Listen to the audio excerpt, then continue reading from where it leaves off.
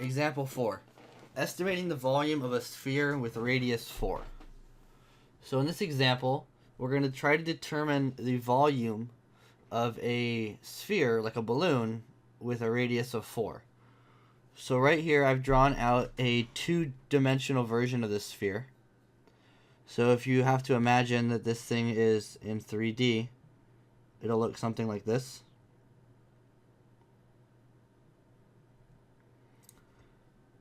And then what we're going to do is we're going to cut this sphere up into slices. So we're going to cut it up like this. And we're going to find the volume of each of these little cylinders. So I'm going to find the volume of that cylinder, and then I'm going to add it to the volume of that cylinder, and I'm going to add it to the volume of that cylinder, and so on. So we're going to use a sum in order to do that. So when I cut this up, I'm going to cut this little piece right here, and I'm going to make a cylinder like this.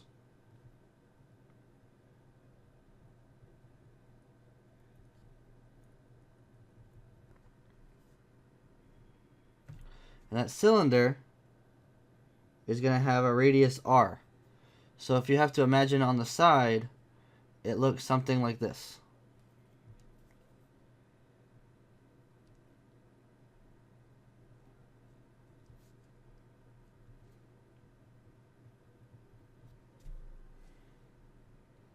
Here's r.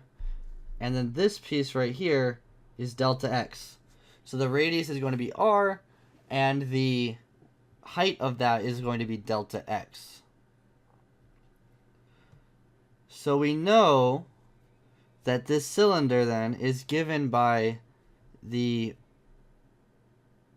function, the square root of 16 minus x squared.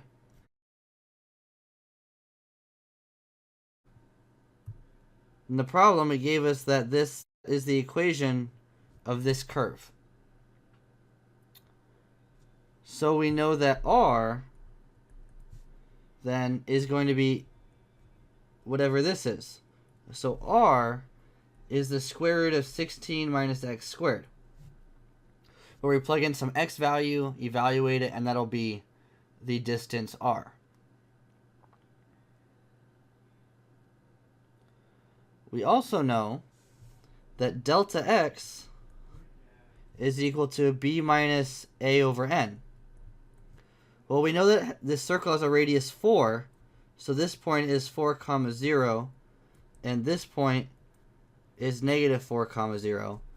So we're on the domain of negative 4 to 4. So this is going to be our a value, and this is going to be our b value. So then delta x is going to be 4 minus negative 4 over n, which is 8 over n.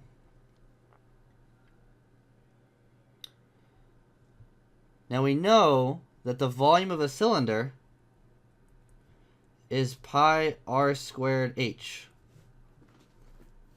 So the volume then is going to be pi, the square root of 16 minus x squared, squared times delta x.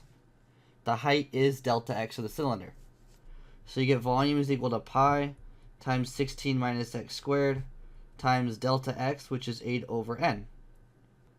So now we've got something that we can use our calculators and use the MRAM, RRAM, or LRAM in order to calculate for specific n values. So the idea is we're going to let n get as large as possible. But what I want you guys to try then is on your calculator. So we're going to let y1 equal pi 16 minus x squared,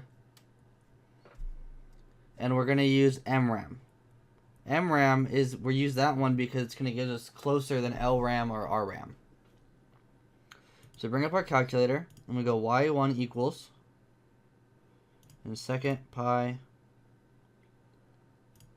16 minus x squared. And you hit enter, so it saves it.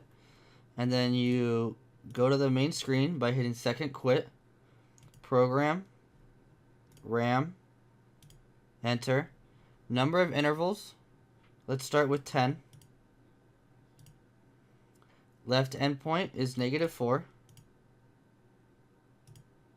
Right endpoint is 4.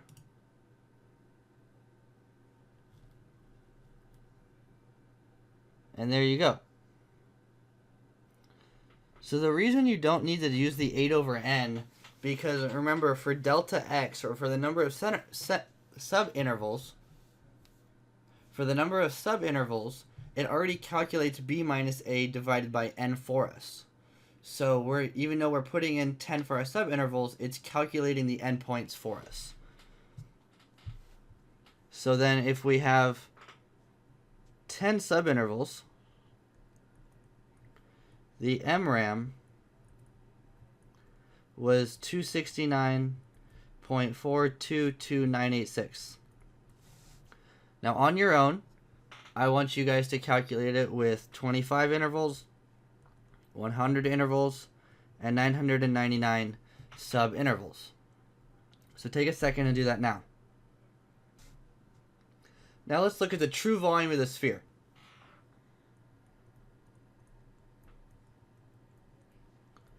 Well, we know that the volume of a sphere